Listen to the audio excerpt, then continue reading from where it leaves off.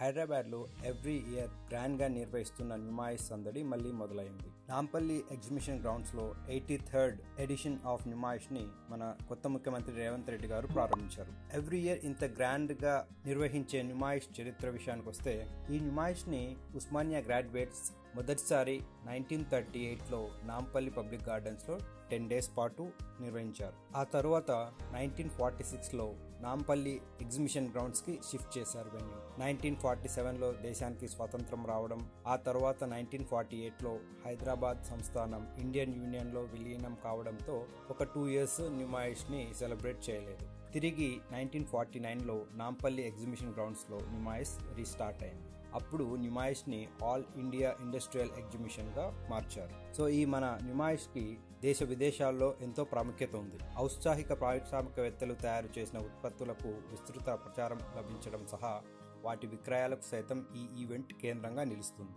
Every year close to 25 lakh members ఈ నుమాయిష్ని visit చేస్తారనేది ఒక రికార్డు. మన హైదరాబాద్లో దొరకని వస్తువులు కూడా ఇక్కడ దొరుకుతాయి. వేరే స్టేట్స్ నుంచి ఎంతో మంది వచ్చి ఇక్కడ ఈవెంట్స్ పెడతారు. ఈ ఎగ్జిబిషన్లో అన్ని రకాల వస్తువులు ఒకే చోట లభ్యమవుతాయి. నగరంలో దొరకని పలు రాష్ట్రాలకు చెందిన ఉత్పత్తులు తక్కువ ధరలో అందుబాటులో ఉంటాయి.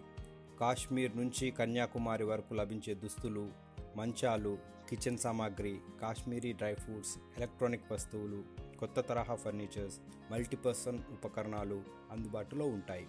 వీటితో పాటు ప్రభుత్వ, ప్రైవేట్ రంగ స్టాల్స్, ఫుడ్ కోర్ట్స్, సందర్శకులను అలరించేందుకు అమ్యూజ్మెంట్ పార్క్, ఇలా అన్ని ఎగ్జిబిషన్లో కొలువుదీరాయి. ఈసారి మొత్తం 2400కు పైగా ఎగ్జిబిటర్లు వచ్చారని తెలుస్తుంది. ఈ నుమాయిష్ ఎగ్జిబిషన్ ఎంట్రీ టికెట్ ధర 40 రూపీస్గా నిర్ణయించారు. ఉదయం 11 నుంచి మధ్యాహ్నం 3 వరకు ఎగ్జిబిషన్లో వాహనాలతో సందర్శించడానికి ఏర్పాట్లు చేశారు. అయితే ఇందుకు 600 దాకా పార్కింగ్ ఛార్జెస్ చెల్లించాల్సి ఉంటుంది. ప్రతిరోజు సాయంత్రం 3:30 నుంచి రాత్రి 10:30 వరకు ఎగ్జిబిషన్ గ్రౌండ్స్లోకి సందర్శకులను అనుమతిస్తారు. సో ఫ్రెండ్స్, ఇంకెందుకు ఆలస్యం, మన హైదరాబాద్ స్పెషల్ నుమాయిష్ని ఈరోజే విజిట్ చేద్దాం, ఫ్యామిలీతో పాటు ఎంజాయ్ చేద్దాం.